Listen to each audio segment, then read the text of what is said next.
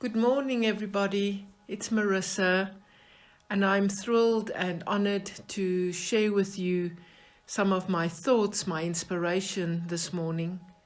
As always, you know, I like to share from my heart what I am experiencing, for that is my truth. And I encourage you to listen with an open mind and to take what suits you, what feels right, and to explore that which maybe triggers some feelings, to look at it and to let go of the things that you cannot accept. It's an honor for me always to serve and to share what helps me to grow, what helps me to evolve. As a Ramtha student, one of the disciplines that we participate in the school is the neighborhood walk. And whenever I do my walk, I always start it in this way. I'm a divine master student on the path of enlightenment and evolution. I've chosen this lifetime to remember who I really am so I can become it. And by becoming it, I am conquering thoughts, attitudes, and perceptions of my past that hinder me from embracing my greater self. And in doing so, I am creating a clear path into the depth of my brain, where I have access to the mind of God.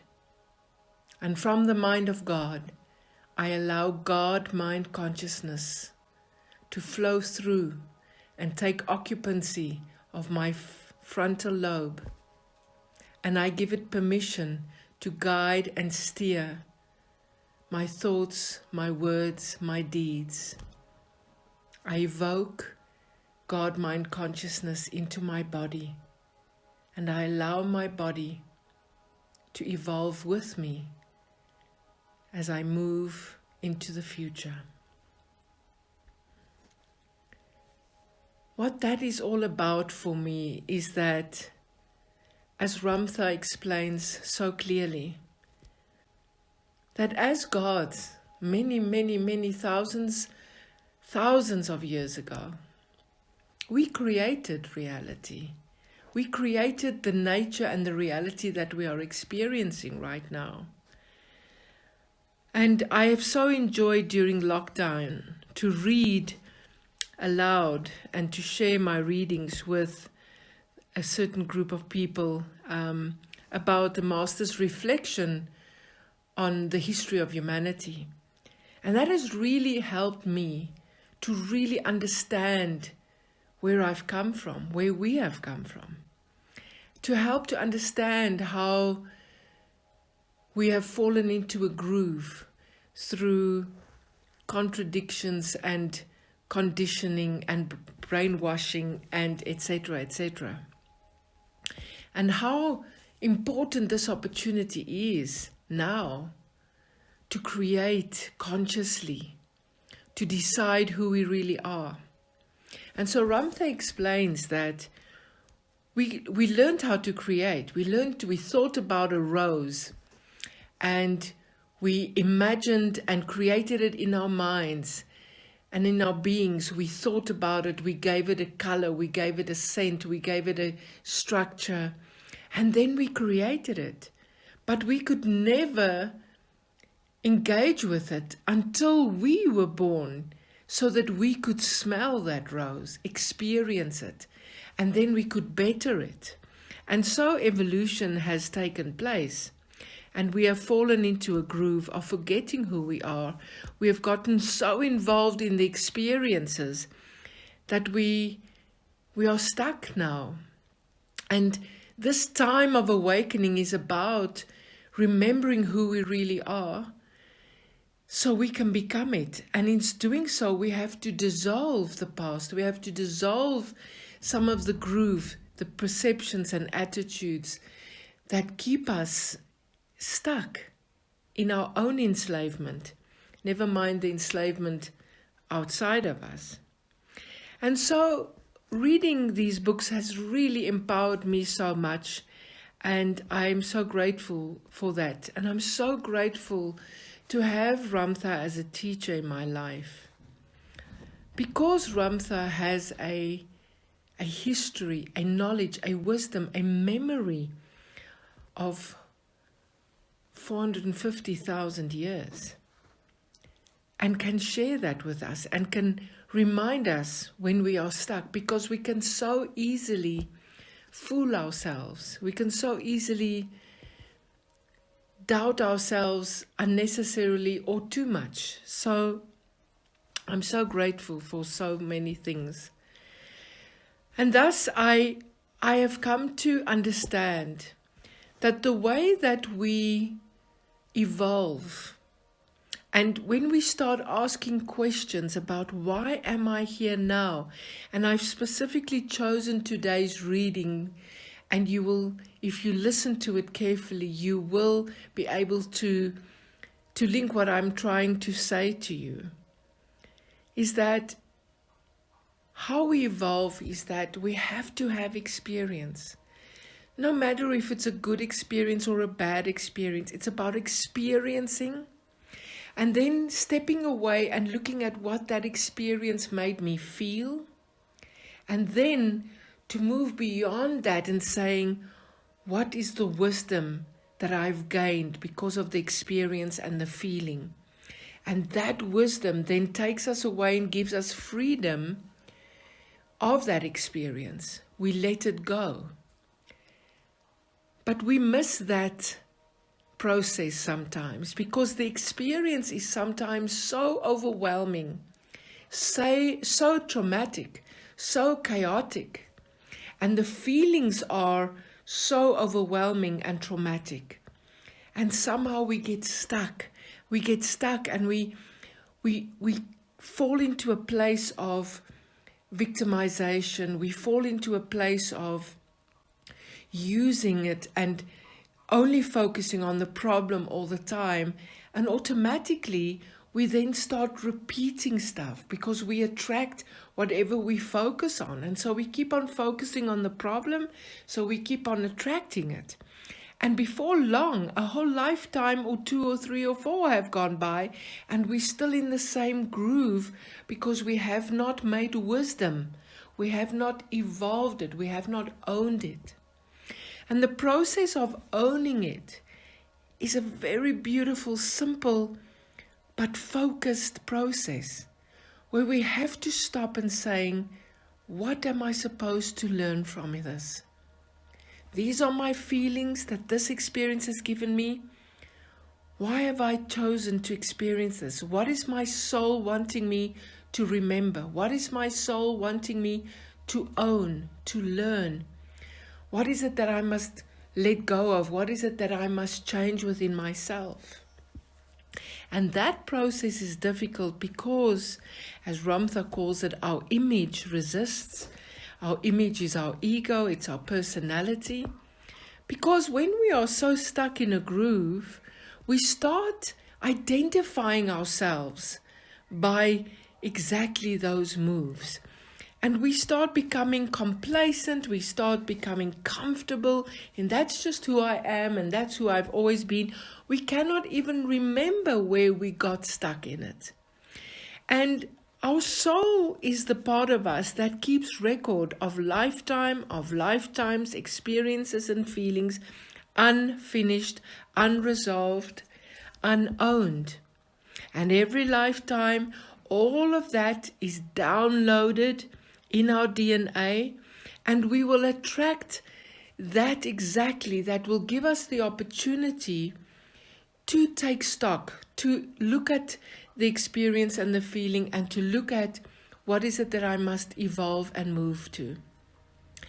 And it is such an amazing process that the moment we have owned it, the moment we have been able to become greater than the answers we want to hear, the moment we become greater and we are humble and our ego gets intimidated, as Ramtha says, and we go beyond that and we see the truth. in that moment that we can own and take responsibility for something and let us evolve, the problem gives us up. And that's so beautiful to me. What I've learned from Ramtha is that the problem will give you up. It will just disappear because you have owned it.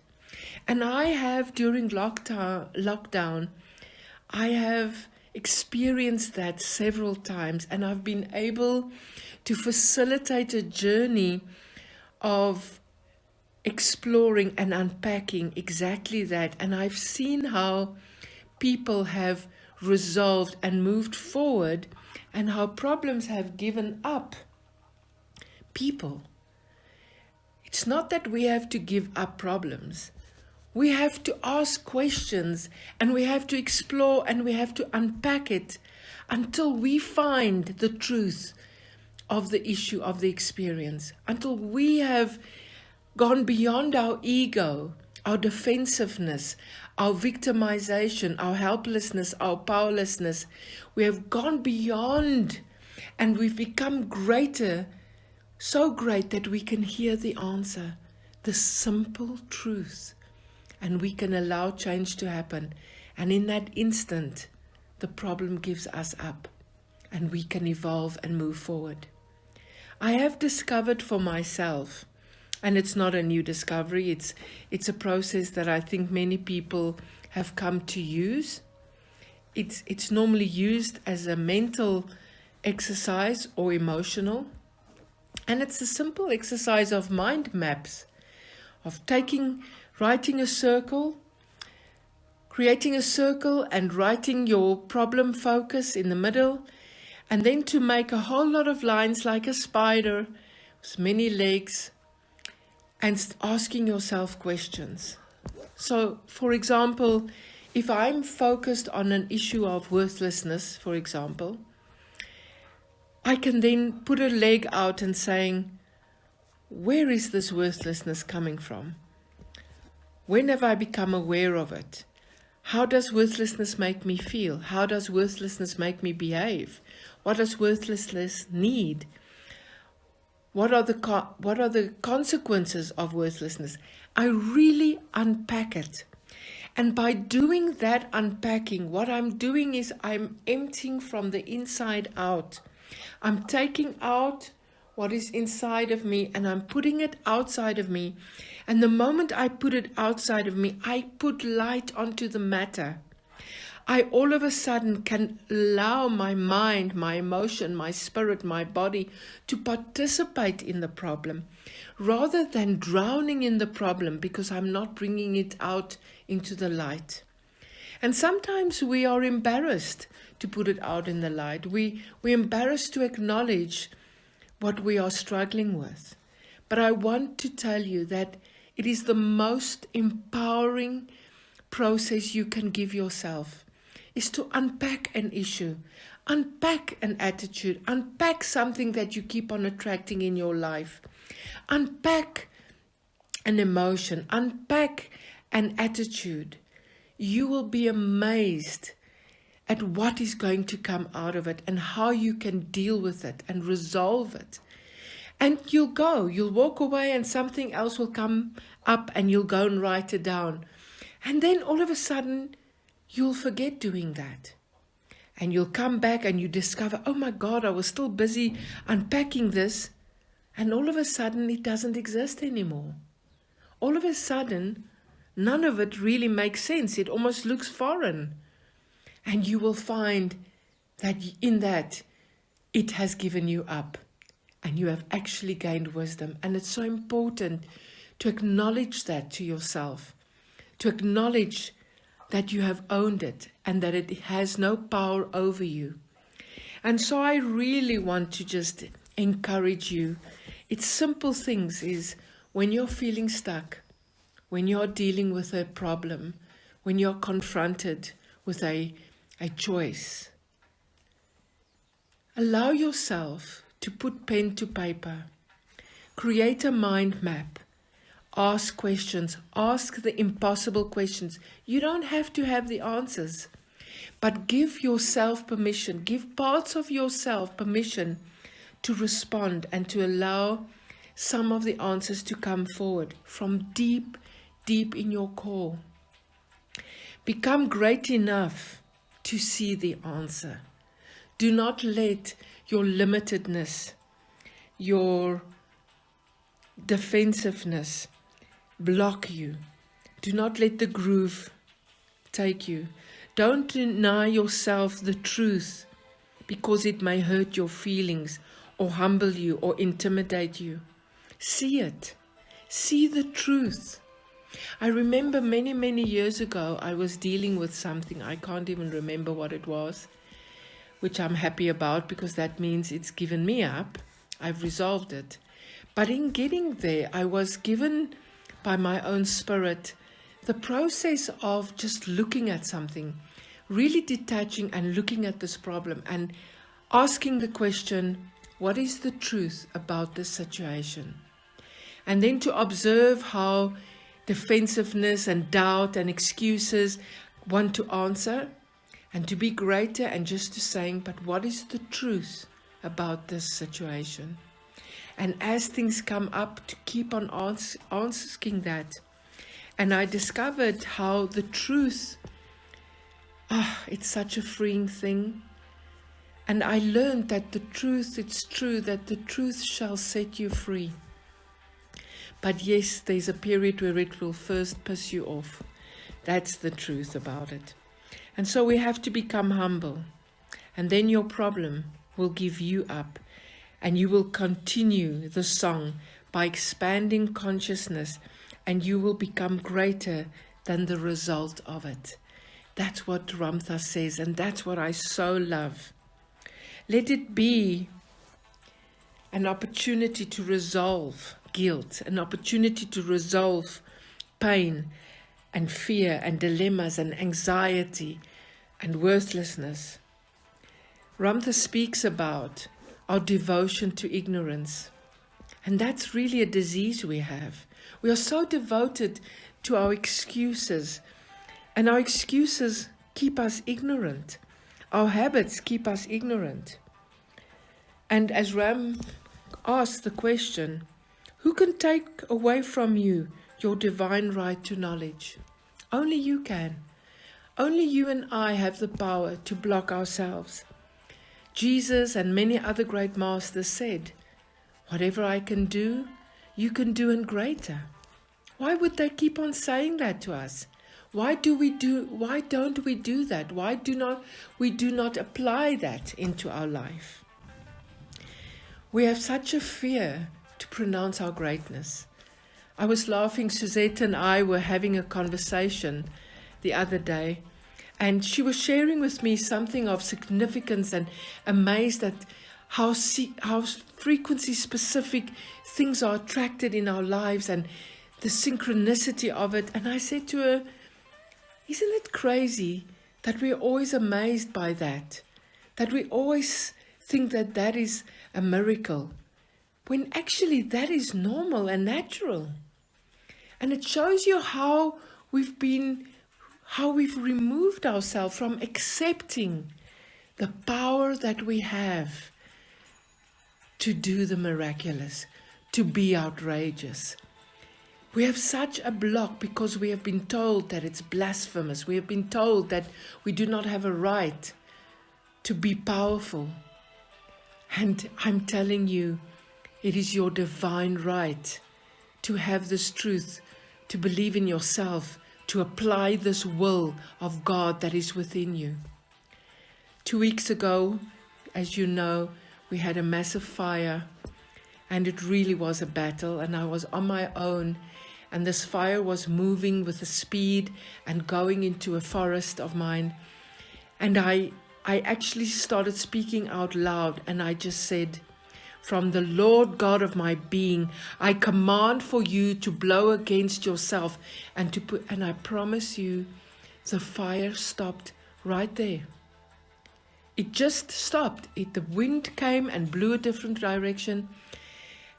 And there was a part of me that was in denial about it. There was a part of me that wanted to say, no, it can't be. It was just a coincidence and it must have been the wind. And I just realized again, no, this is the power that we have within us.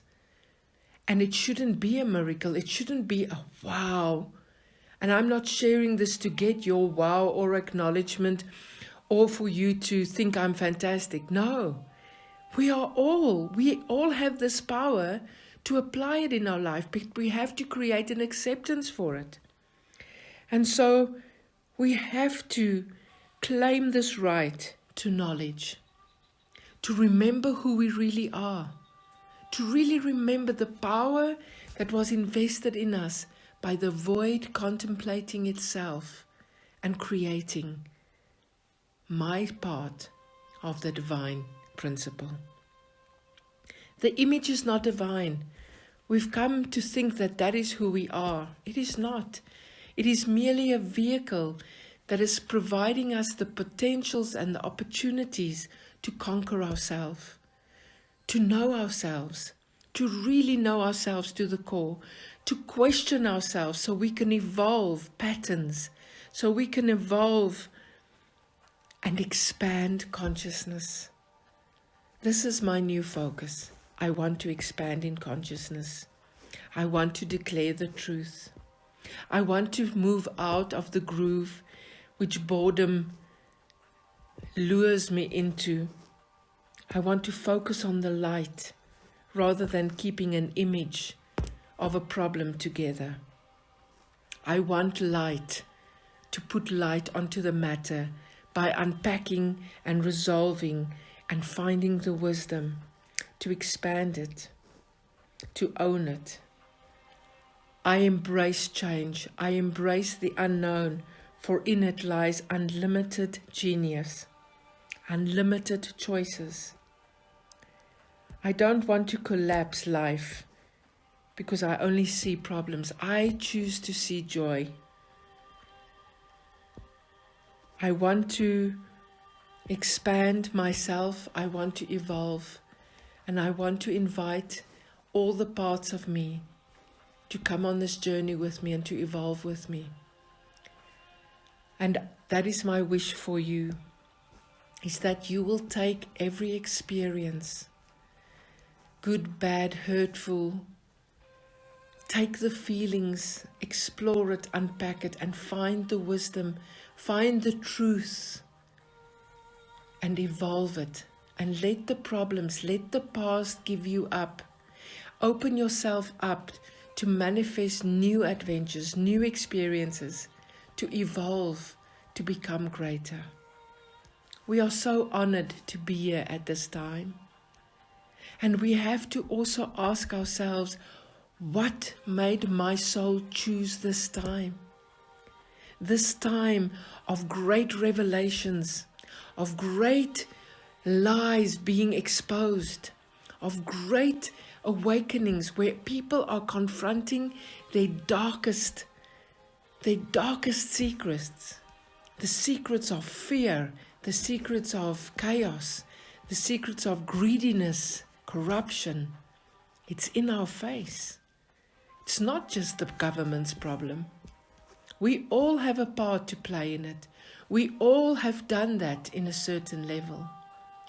And we are now faced with it, not as punishment, not as punishment. Let us not get stuck in the problem, but let us say, how can I evolve so that my choices can be different? And that is my desire for myself and my desire for each one of you and for humanity. May we take the power that has been invested in us and let us apply it. Let us discover parts of our brain. Let us discover potentials that we can have of multiple lifetimes, of parallel lifetimes that we can experience. Let us become greater than the answers, and let us grow and evolve. Thank you for listening. Thank you for committing to be here today. Thank you for being willing to feel the uncomfortableness of what has been read, of what has been shared. Stay with that, unpack it, and evolve. I love you, I bless you, and I thank you for listening.